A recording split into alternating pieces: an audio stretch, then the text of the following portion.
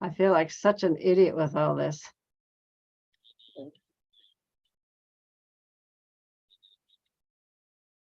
Yep.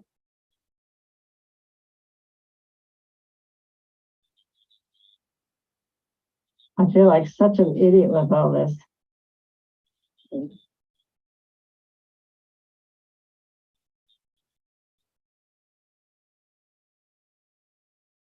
Okay.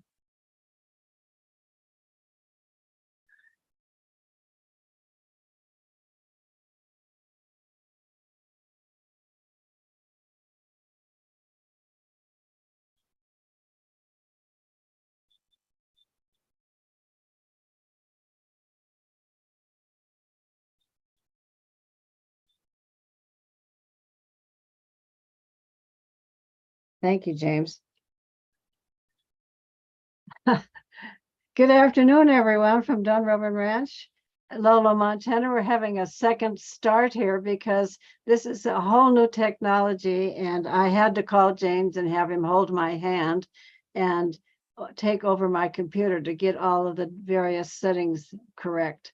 And anyway, you should be seeing my PowerPoint presentation on the ranch camera.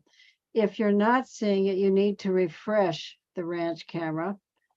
I wanted to talk with you today about some stories that I have regarding lightning and fires.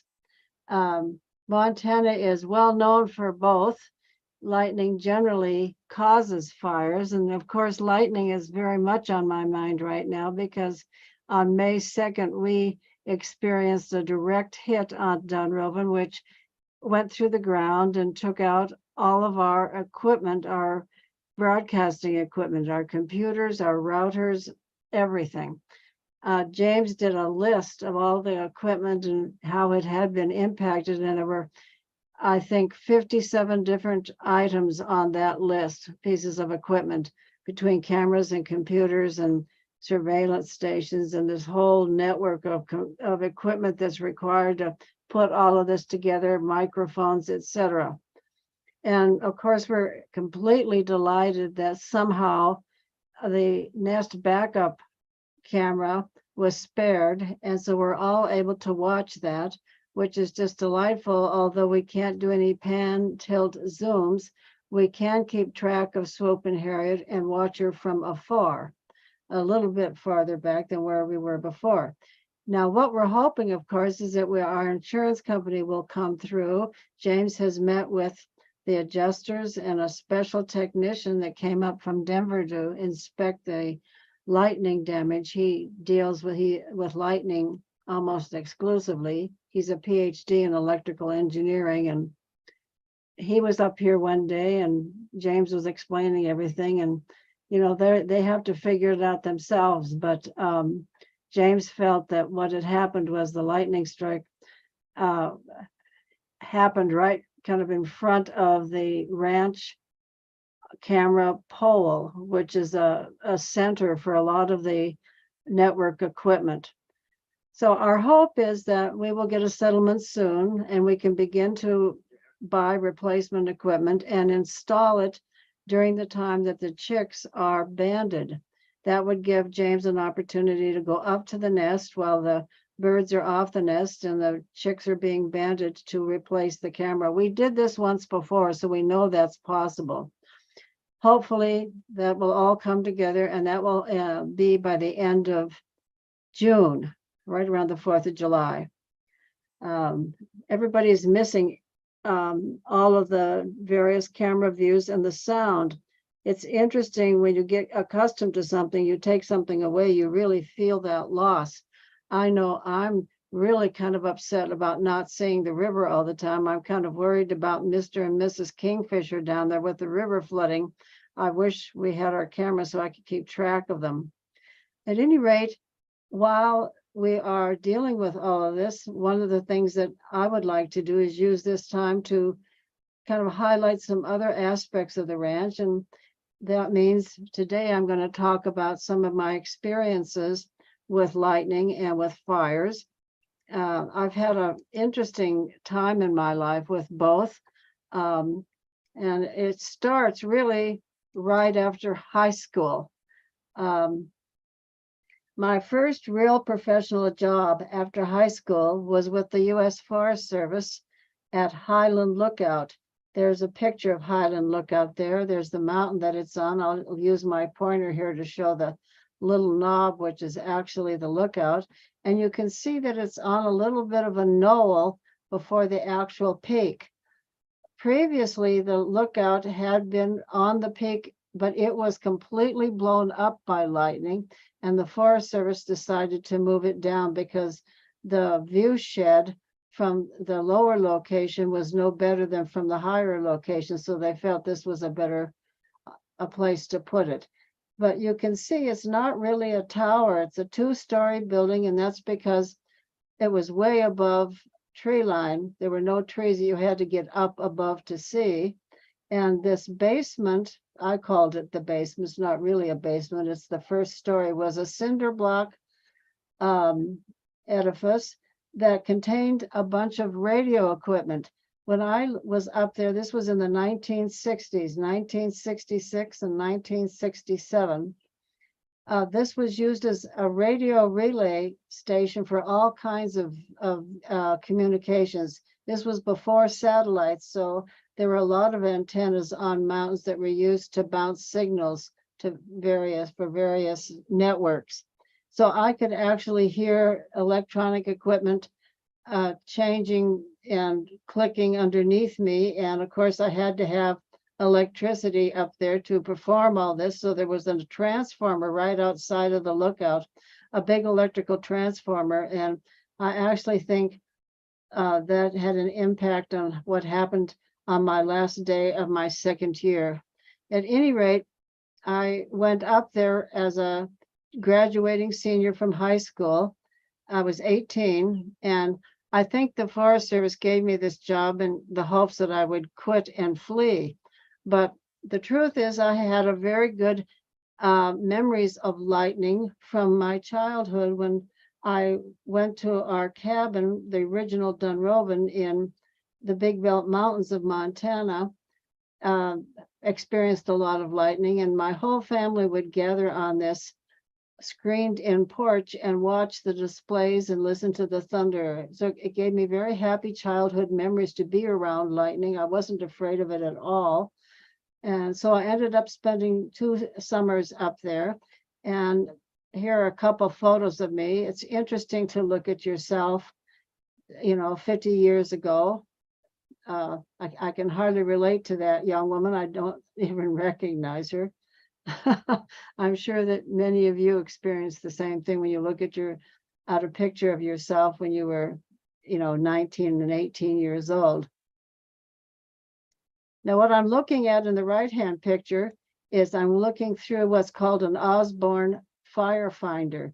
You will find these in every lookout in the West. There used to be a huge network of lookouts because they were built mostly before airplane or satellite surveillance. So these were manned from the early 1900s through the 1960s. This particular lookout that I was at is no longer manned. They use other methods now of surveillance. But these Osborne fire finders would allow you to pinpoint where the smoke was coming from. And I have to tell you a funny story. This lookout was located in a forest called Deer Lodge National Forest, and just south of me was another national forest called the Beaverhead National Forest. And the Beaverhead National Forest people did not give me a map of the Beaverhead Forest, so I really wasn't sure what I was looking at when I looked south. And I saw this big plume of smoke, and I reported it. And it turned out I was reporting the dump of a town called Dillon. So my first reported fire was the Dillon dump.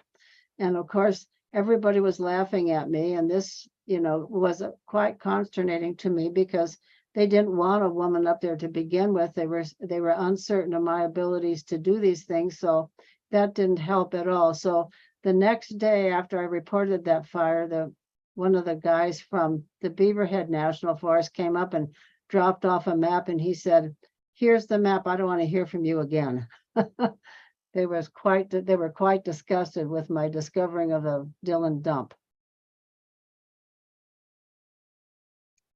So here's another photo of the mountains. And again, you can see if you look carefully, there's a tiny little knob right there. That's the lookout.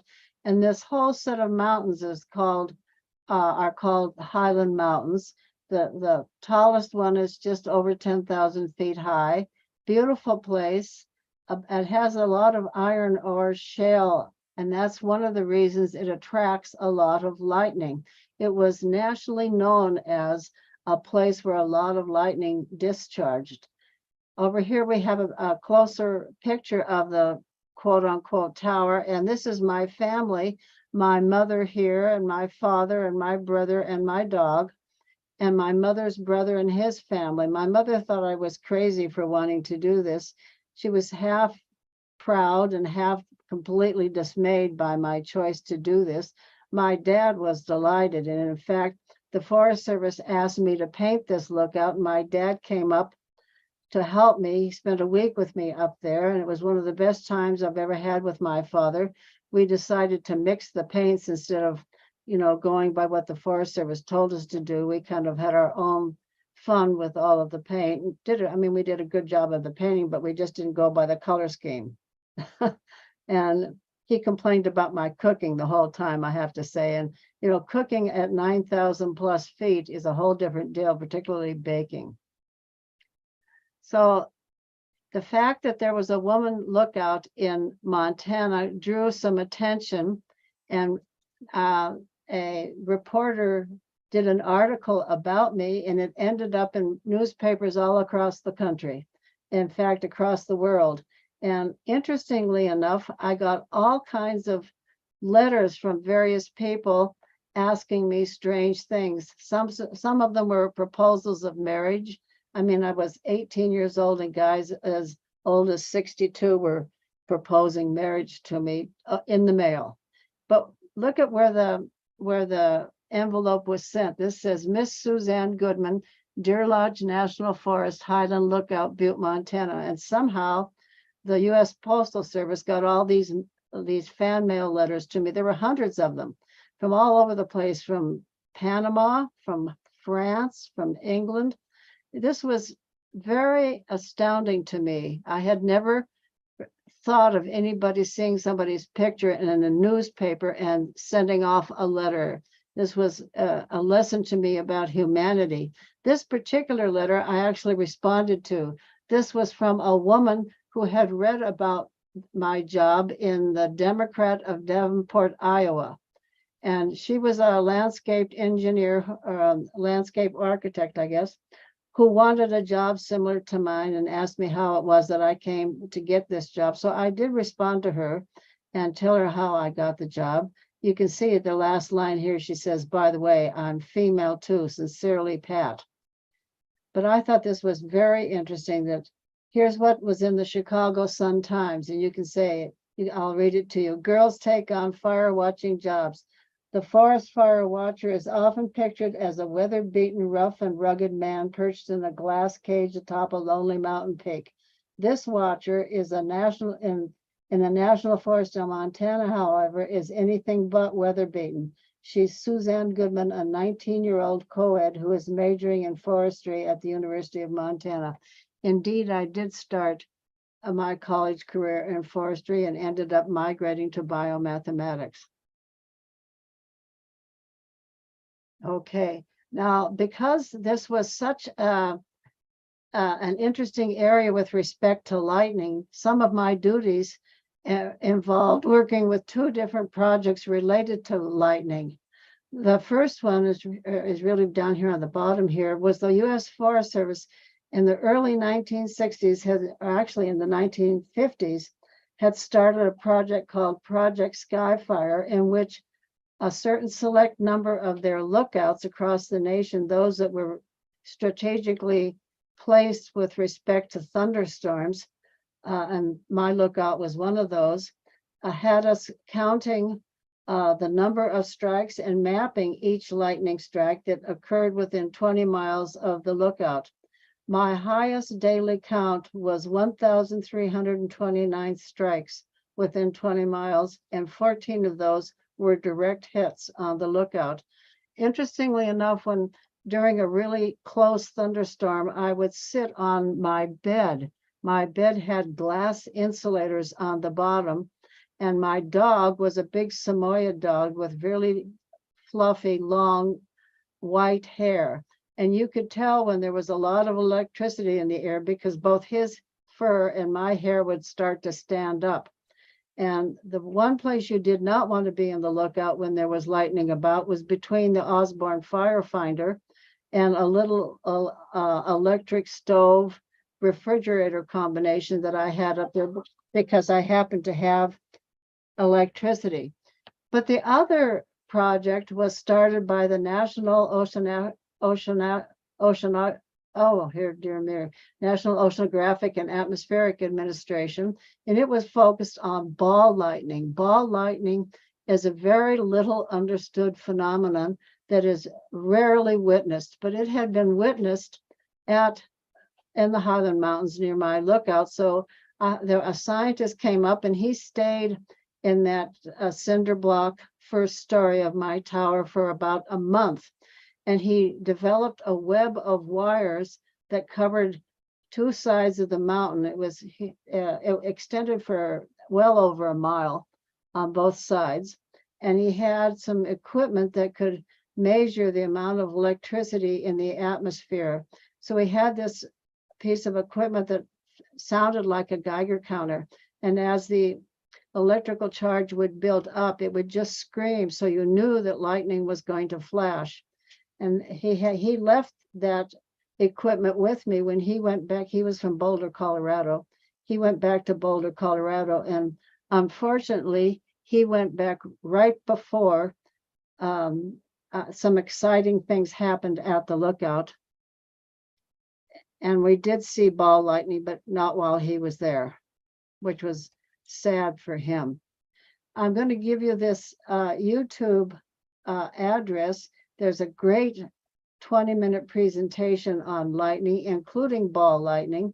There are 7 different types of lightning. Most lightning is within a single cloud, and then the next most common is between clouds, and then the ones that strike the earth. But ball lightning is something that people cannot duplicate in the lab. So physicists have long wanted to know exactly how ball lightning forms. They still haven't figured it out. But this video will give you a lot of good information if that is of interest to you. And as I said, on the last day of my second year, lightning repeatedly struck the lookout. It burnt through the ground wires and it started a fire. And then a ball of lightning formed and rolled down the side of the mountain and exploded about halfway down the mountain. It was a phenomenon that was just, miraculous that I saw this. And I was so unhappy that the scientist who had just left, maybe 2 weeks prior to that, was not there to witness it. So once the ground wires were burnt up, I had to get out of the lookout or the next strike would damage me, would hurt me. So I got out of the lookout, and the thing I was taught to do is to get as low as you can to the ground and expose as little contact as you can on the ground. So I hunched over on the balls of my feet for about an hour and waited for the storm to pass because I didn't want to start walking down the mountain until the lightning had passed and I would not be struck. And after that, I hiked to the highway, which was about 9 miles away. And then I hitchhiked into Butte and returned to the Forest Service. The Forest Service was frantically trying to get a hold of me because, of course, all my radio equipment was out when the lightning burned through the wires and started a fire. I had to put the fire out. At any rate, I called the NOAA scientist that night, and he flew up the next day, and the Forest Service and the scientist and I went back up. I gathered my personal things, and the NOAA scientist and I looked at this web of wires, and you could see where the ball lightning had rolled down the mountain and burnt through a portion of his web of wires there. It was very clear where the ball lightning had been. It was so disappointing to me that he was not there to witness it. So, of course, lightning is commonly the cause of forest fires. That's the whole purpose of lookouts throughout the West, is to keep track of forest fires, and they're very commonly started by lightning. And this fire that I'm showing you, these are all photos from our web cameras. This was in 2017, where the nation's largest forest fire during this period of time was really just across the valley from us. And that was the picture that I started off with, the ring of fire around our horse rocket. These are, you can see it just blew up. I mean, it was like it was in your backyard. But in reality, we were in no real danger. It was far enough from us, and there were plenty of resources to keep it from us, that while it was interesting and exciting to watch, Dunrovin was in no danger except from the smoke. We certainly experienced a lot of smoke. However, in 2013, we had a direct hit across the river from us, and that fire did pose considerable danger to Dunrovin. Of course, we felt the lightning strike. It just shook the house. And I went down to the river to see how close the fire was to the river. And at first, the wind was blowing north towards Missoula. But at some point in the night, it started to turn towards the west, and we are west of those mountains. And even though we had a river between us, the wind was just fierce, and any leaf that caught on fire and blew across the river would start our side of the river on fire, because it was so dry and it was just really windy. This was a very exciting, stressful day. I had a full house of guests, and the horses had been down in the riparian. So the first thing I did was move all the horses, and then I set my irrigation system up so that it spread water all over the houses and the buildings that were housing guests. And I kept asking myself, when should I start to evacuate our guests? I was up all night watching this fire, and at about 2 o'clock in the morning, the wind changed. It kind of calmed down, and a light rain started to fall. So I knew that the front had passed and that the fire danger was dissipating. I was greatly relieved, but I was down at the beach looking across the river, and I turned to walk back up to the house when I saw these two big green cat eyes. And of course, that was a cougar that had swum across the river to get away from the fire. And I was just carefully watching that cougar as I walked back up to the house from the river. It was a most exciting evening. And then, of course, the next day, the forestry people came with a bunch of helicopters and picked up water out of the Bitterroot River right in front of our place, and doused the whole fire repeatedly to make sure that it was well extinguished. And you can see in the bottom photo that it burned that whole hillside, and it did it rapidly. Now, the nice thing about thunderstorms in the valley is they often end with beautiful rainbows, and the whole, thunderstorms are really fun to watch, and I think that they're great to participate in. I've never been afraid of the lightning, although I have to say I wish that this one had not taken out our equipment, but they are a fact of life, and I'm sure they are a fact of life for many of you wherever you are. I believe that the people in Mayberry in Texas are watching today, and I'd like to say hello to them. And perhaps you guys could get together and tell some lightning stories to one another. I'm sure you have some. Texas is famous for lightning as well. So with that, I'm happy to answer any questions on the chat. I'm going to bring the chat up on my phone if I can master all this technology all at the same time.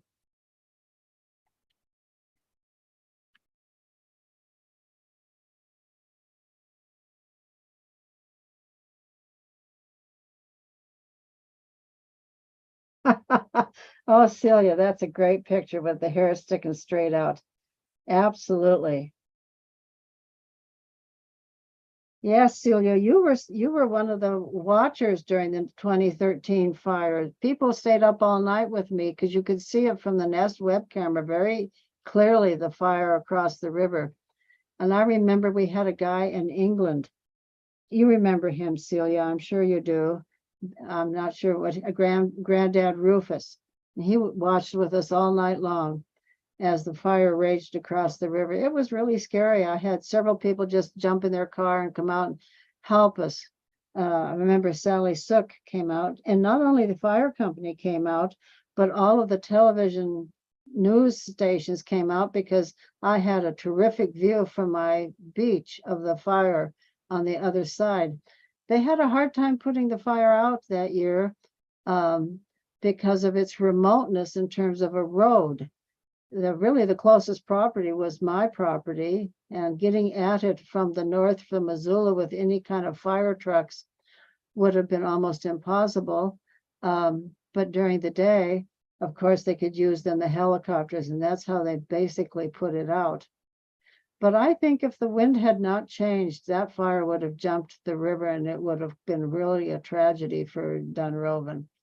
So fires are very, very dangerous. Forest fires are very dangerous phenomena, but they are part of the ecosystems here in Montana, and they have been forever and always will be. But now, of course, with higher temperatures and more fuel in the forest, the fires are larger and burn hotter, which damages the environment even more. So I'm going to see if there's any.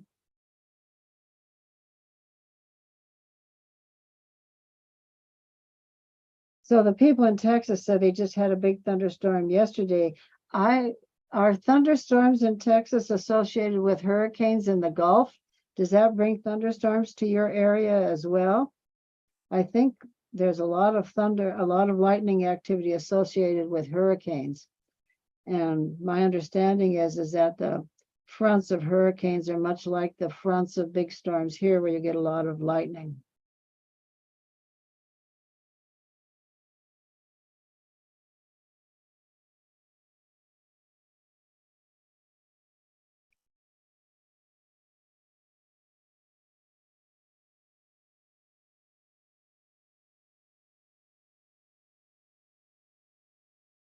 I'm going to correct you on one thing, Celia. Sterling wasn't here that night. I remember thinking, oh my goodness, I don't even have Sterling to help me. And I don't know if you remember his major professor, but the professor who lived with us for a while, he was in his 90s and he was sleeping in our house. And I was very worried about getting everybody evacuated because I didn't want to take any chances of people, waiting too long. That's always the problem if you wait too long. Well, again, I want to thank you all for joining me in this, and I'm very sorry for the rough start with the technology, but after a few more sessions of this, I'll get the hang of it. And I've got some ideas about some fun things that we might be able to do together with Zoom and broadcasting it on our ranch channel. So stay tuned. I'll reach out in our newsletter with some ideas to see if you want to participate with me.